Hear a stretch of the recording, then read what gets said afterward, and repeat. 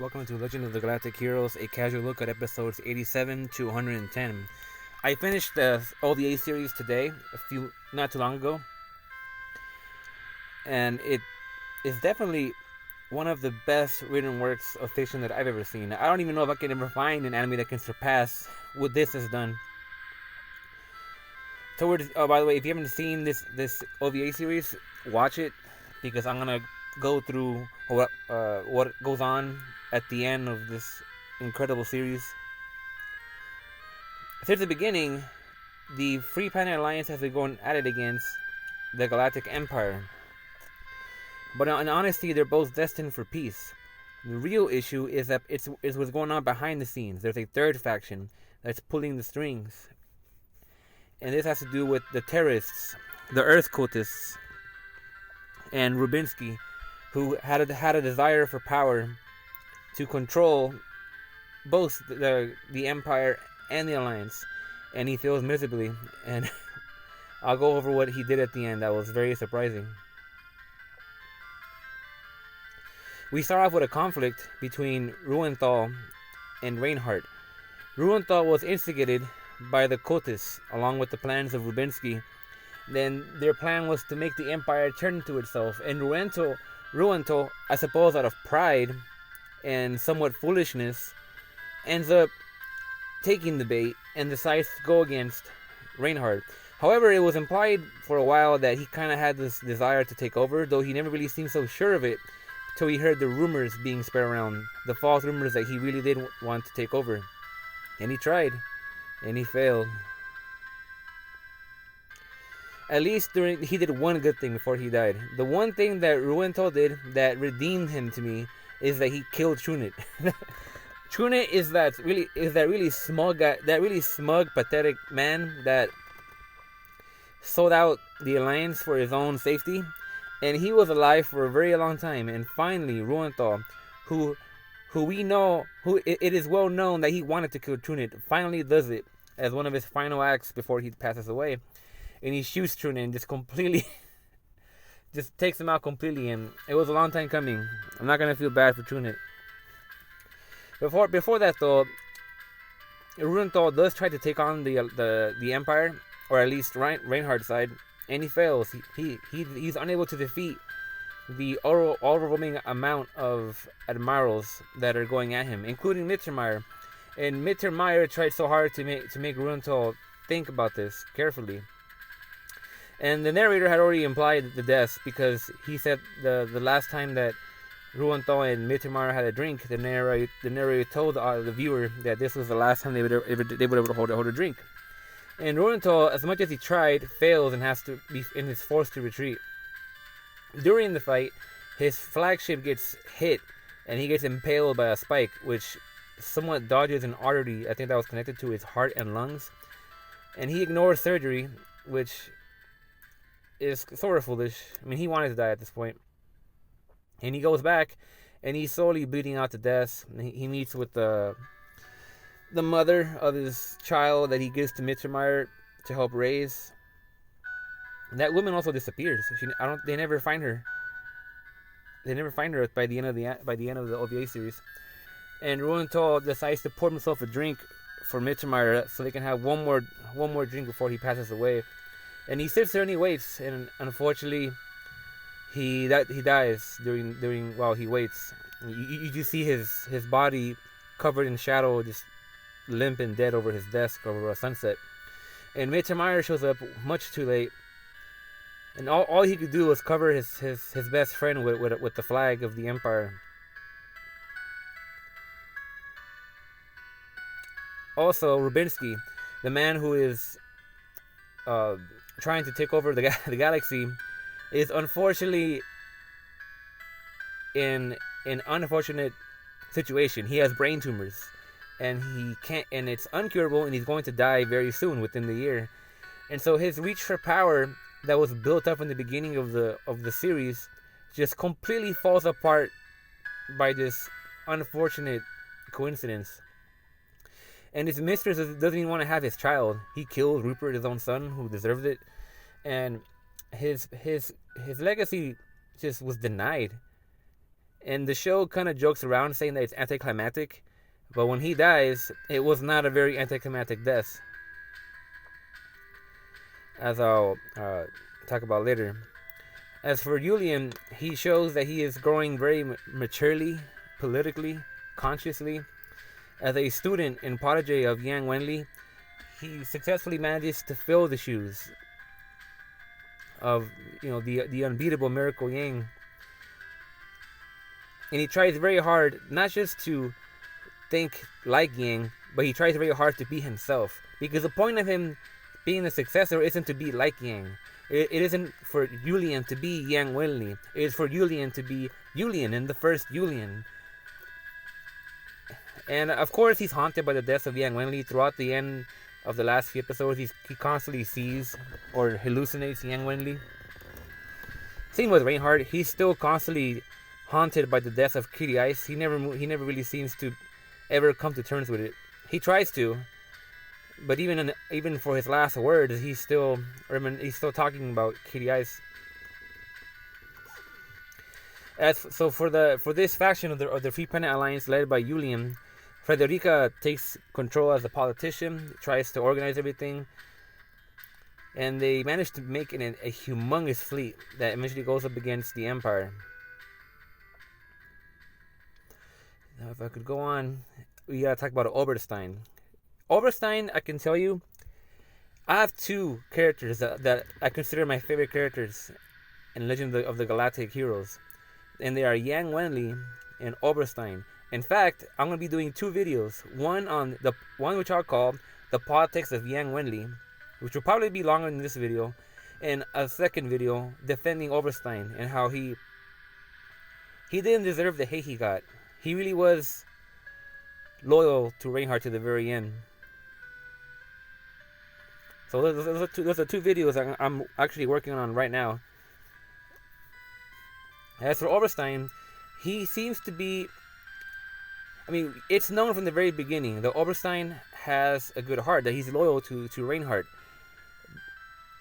And we can see this clearly from the assassination attempt, where he was ready to take a bullet for Reinhardt. And how he constantly reminds Reinhardt that he's making these choices because he thinks it's the best to protect not just Reinhardt, but the dynasty, the Lohengram dynasty. And if you think about it, Oberstein really was one of the most well-meaning characters in the whole series. Yes, his plans were harsh, but they were to prevent a harsher outcome. You have to be realistic.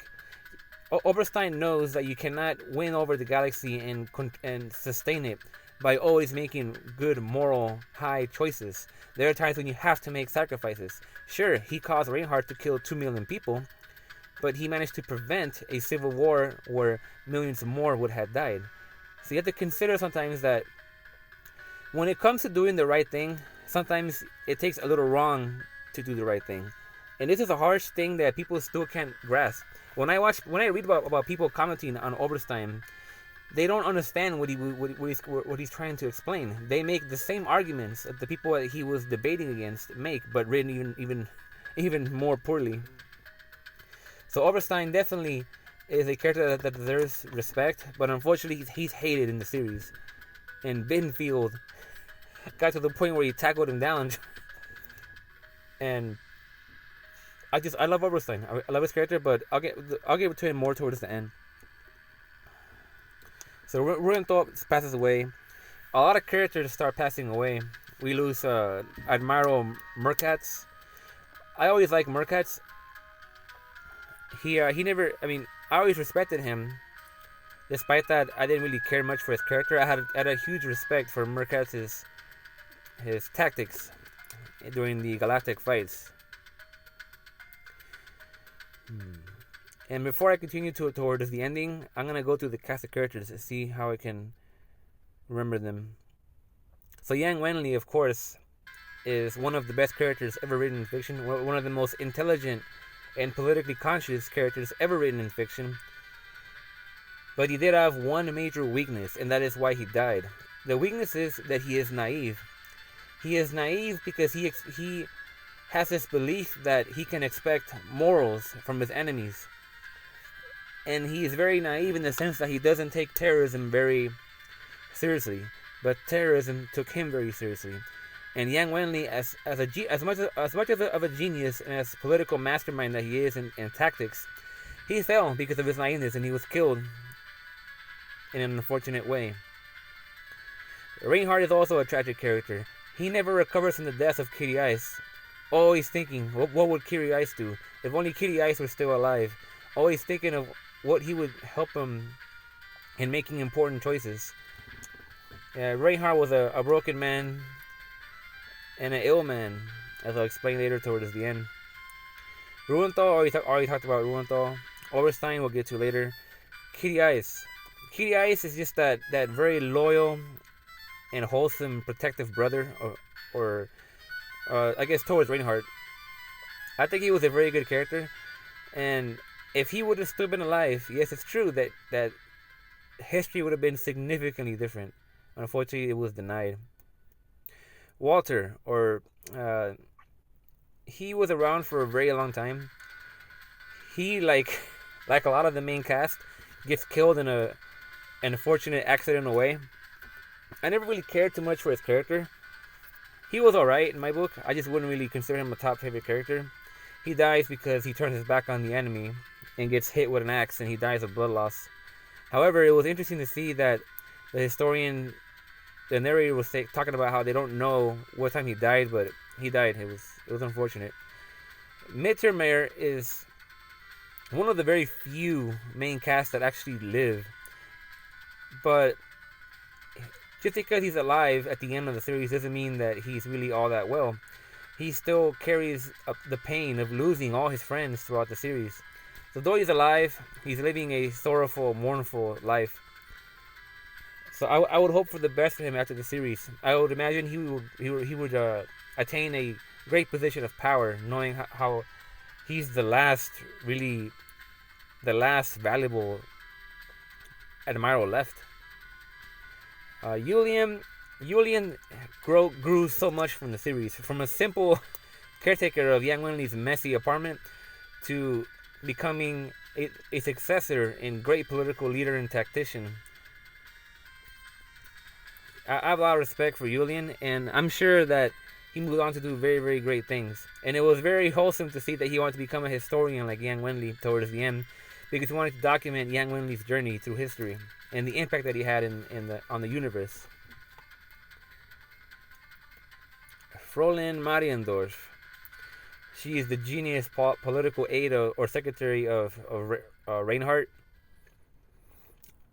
It was very it was very adorable to see the episode where Reinhardt and her get together and sleep together, and he tries to propose to Fräulein and goes for the dad's acceptance or permission, and he even brings a big bouquet of flowers, and Reinhardt starts blushing, and Mariendorf or Fräulein herself doesn't know what to do and has to think about it, and it gets very awkward at that point. I thought that was very cute. I definitely liked her character. And she also gave birth to I don't know if they listed here, but she also gave birth to Reinhardt's only son, who is going to be the successor of the Galactic Empire. And the narrator already confirmed it, that he would become the second emperor, which he did. I guess you could say by default, since Reinhardt died. But we can assume that he has a huge future ahead of himself. Dusty. Dusty is overall a great character that was there from the beginning, lived till the end. I really enjoyed his contributions towards helping the Alliance. I mean, if you think about it, he's the reason why Yang Wenli didn't get killed early on. If you recall in Overture to a New Sky, Yang, before he was a great admiral leader, was denied his plan by that old man that just didn't know what he was doing. And Dusty went ahead and pretended to fall and raised the ship up higher, which saved them from the attack from the Galactic Empire. So thanks to Dusty, this entire series was made possible. And he was overall a very great character, very, very likable character. Frederica is the widow of Yang Wenli. She's basically the the Fräulein Mariendorf of the Free Planet Alliance. Also enjoyed her. Bittenfeld was a hot-tempered man that hates Oberstein with a passion. Actually tackled him down at some point because Oberstein was see Oberstein, though he's calm, collected, and cool, he will cut you with his words, and he was unmerciful in hitting Bittenfeld with the truth about his flaws and how foolish and how much of a bore he is. And by bore I mean how reckless he is. And Bittenfeld just couldn't stand Oberstein. So and Bittenfeld was one of the Amawas that didn't die. And I think that, yeah, it's fine. I mean, I think he should have died, but at least we needed him there to be a punching bag, to be comic relief. Poplan is a womanizer and a very funny man. He is one of the star drivers of the, what was it? The name of the ships. I don't remember the name of the ships. But he was a very likable character, very funny. He's always trying to get his friends to hook up with women. And he has a very positive attitude. Always uplifts the emotions when things are looking down for the viewer or the characters. I did feel really bad when Yang Wenli died and he locked himself in a room and passworded it and then started drinking himself slowly to death. And when they finally hacked his door and get in, he had a 5 o'clock shadow. He was all grumpy and extremely drunk and unlike himself. It was very sad to see how the death of Yang Wenli broke him for a while. But he came back and he survived and he lived a long life to support the show. And I'm glad for Popton. I like that. I'm glad that he made it alive. One of the few that made it alive. Unlike Jessica Edwards, she is the tragic first romance of Yang Wenli. And it's very tragic what happens to Jessica because she tried to be a leader and for the Free Planet Alliance when they were rebelling against the corruption. And she gets her skull crushed in with a pistol when she got attacked by that man, which caused the whole violent insurrection. And speaking of Yang Wenli, I didn't touch upon this. Yang Wenli didn't have a kid. Did he not sleep with Federica? Yang Wenli should have had a kid, but he didn't. I was expecting Federica to be pregnant, how Fräulein Mariendorf was pregnant, but it didn't happen. So Yang Wenli never got to enjoy that part of the marriage, or he was sterile. I don't know. I don't know what. I don't know. Bucock, very brave old man, extremely smart. He was an essential part of the Free Planet Alliance. When he died, Yang Wenli was so devastated that he crushed his cup out of anger and burnt his hand with hot tea. And that shows you just the value that Yang Wenli saw in the life and skills and contributions of Alexander Bucock. I talked about Merkatz. Very respectable character. It's ironic how he left the Empire and became one of the greatest threats to aid Julian and Yang Wenli. It was a shame when he got crushed and he decided to die. I wonder if the man that was always by his side, Merkatz told him to evacuate, but I never saw him again, so I'm assuming that he stayed to die with Merkatz. I'm not too sure what happened there. Anna Rose, she is the sister of Reinhardt, who was in love with Katie Ice. She's not really there the majority of the series, but she does prove her worth at the end to the viewer when she defends Reinhardt and almost gets shot in the process. I really wonder what she did after the series. I would really wonder. Katarose von Kreutzer, she was the what do you call it? I forgot the term.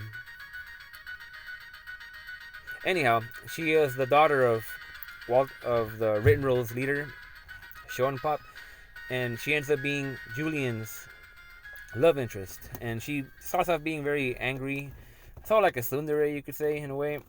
And she does end up opening up and eventually falling in love with Julian. Julian falling in love with her. So she has a huge role that she'll be playing in the future if the series were to continue. Mueller ended up with a staff to help him walk. He extremely loyal man, very respectable. You know, we all love Mueller. Mecklinger. He's the poet, the artist, another very wholesome and loyal man. Chunit deserved it. Rubinsky, we talked about him, brain tumor, had was being hyped up from in the series as a man that wants to take over the universe by instigating both sides. Ends up getting destroyed by a brain tumor. However, despite all this, he did have one more plan. At the end of the series, where he's dying in a hospital bed after being arrested and he's dying of a brain tumor, he decides to pull out his life support mechanisms and he ends up dying. And he had planted bombs underneath Hennison that deactivated once his brainwaves stopped. That was very interesting. Saint Pierre, well, Dominique, his mistress, she disappeared. She confessed and gave information to the Empire about what was going on behind the scenes with Rubinsky, and she disappeared afterwards. Nobody knows what happened to her. Mashengo is the most poorly written character in the series because they only give him one line that he repeats, even to his death. Yes, he does say other things, but overall he was a one-line type character for the most part. Lutz gets killed. Very tragic, but I don't have much to say about him. Andrew Fork. Is this the... Oh no, that's the guy. Okay, yeah, he's worthless. I don't care about him. Lap. Way from reading the series. Oh, Emil. He became Reinhardt's new Kitty Ice in a way. Or he saw Kitty Ice in Emil. He's the young doctor that was taking care of Reinhardt. He was a very loyal character to Reinhardt. Always took care of him, looked out for him. He was a great character. We all love Emil. Oh, here he is. Alexander Siegfried von Lohengram. Out of honor of Kitty Ice, Reinhardt gave the baby the middle name of Siegfried from Kitty Ice.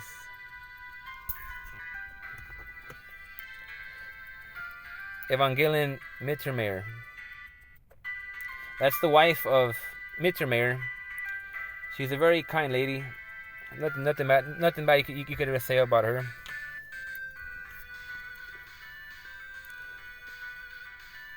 Rupert deserved it. De Villiers. Yeah, eventually De Villiers gets served justice by Julian. He gets shot. Still not enough times. Edwin Fisher. Fisher was the unsung hero that the viewer was not too aware about. Yang Wenli cannot be Yang Wenli without Edwin Fisher. And when Fisher gets killed, I really wonder how good Yang Wenli would have been afterwards, considering that Fisher was the one that helped Yang Wenli carry out and coordinate his tactics. But we never got to see that.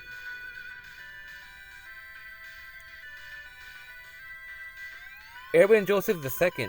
This is another character that's a lot of mystery. The viewer thought he was dead when that wild man supposedly had his corpse, but he went missing.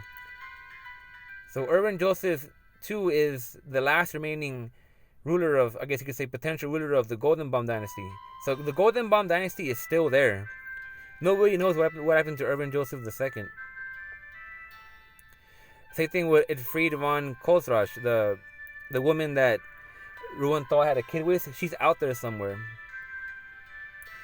Oh, Franz Mariendorf, Fräulein's father. He retired. He was a good boy. Oh, Bruno. He got killed brutally. That was too bad. Charlotte.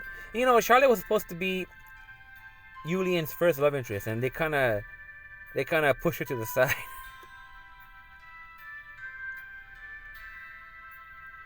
Sidney Sitolet. Yeah, he was one of Yang Wenli's early comrades, and he kept resisting, I think, out of honor of Yang Wenli. He survived, even though he was injured.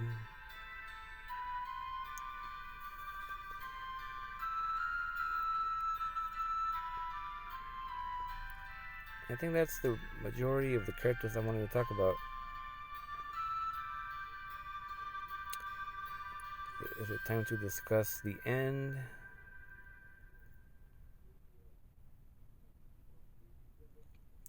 Oh, Felix Mittermeier. Yeah, the son of Ruanto. Who knows what the future has in store for that child. It's nice to see in the ending how he's reaching for the stars.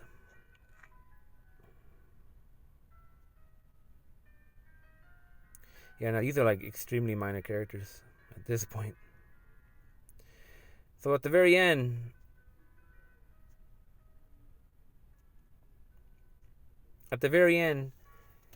the Yulian decides to call a peace treaty with Reinhardt. And they have one huge battle because Yulian feels that Reinhardt wants him to earn it through an honest fight.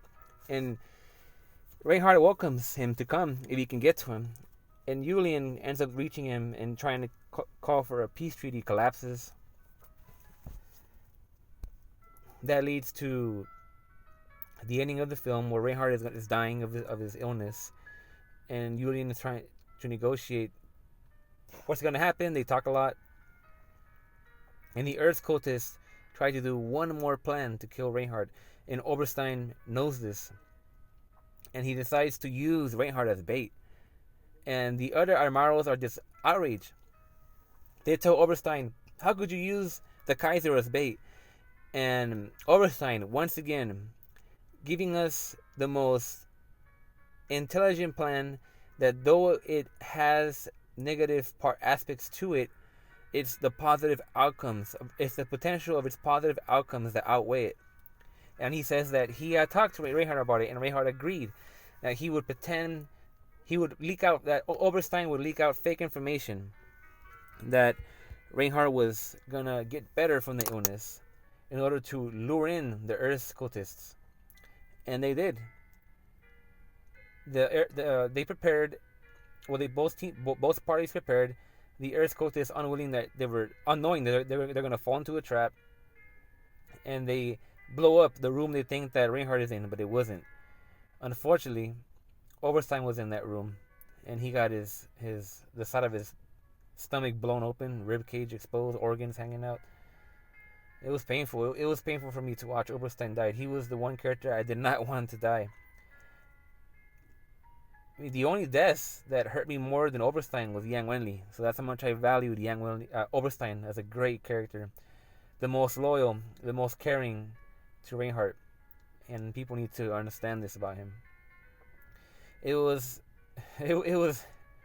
touching to see how in his last words he wrote a will for his butler that never gets revealed to the viewer, and how he wanted his dog to receive chicken meat because his dog is also nearing the end of his life. So though he appeared as cold, bitter, and inhuman, Oberstein was one of the best among us all, and in that we have to honor him. Soon after Reinhardt succumbs to his illness in front of all his higher-ups, confused and dazed by being on a second away from death, his last words were back when he talked to Kitty Ice about how once he ruled the universe, will. And that was the last thing he said, and he passed away. I really wish they would have showed us Valhalla, where Reinhardt is meeting with Kitty Ice and all the other deceased ones, Yang Wenli. It would have been nice to see something like that. And now, as they say at the end, that the legend is over and history begins. And there is great potential for a sequel here. But this is where it ends. This is where Legend of Galactic Heroes ends. I will be doing a deep dive analysis on the entire OVA series from episode 1 to 110. It'll be much longer than this video. I can guarantee you that. Look out for my video coming up, The Politics of Yang Wenli, where I deep dive into the mind of Yang Wenli and how his politics and philosophy tick. And I'll also look forward to a video on Oberstein and how he was as easy and convenient as it is to say, Oberstein did nothing wrong. That's it. A Legend of the Galactic Heroes. I don't know if I'm saying this out of emotion or out of the ignorance of the lack of my huge backlog of anime I still have to watch, but I don't think I will ever see anything on the same level as this. It has definitely changed my life. It has showed us the brutality of mankind, and that it forces onto itself. It is a political and philosophical. It's a politically and philosophically awakening journey that'll change your life in the way you think. And I think that the majority of people that watch this series don't understand it. It's just on a whole other level. You need to be a politician, it seems, to really understand the message that this anime is trying to portray. And I don't blame it that this anime does not have a dub in the West, because this is a dangerous anime.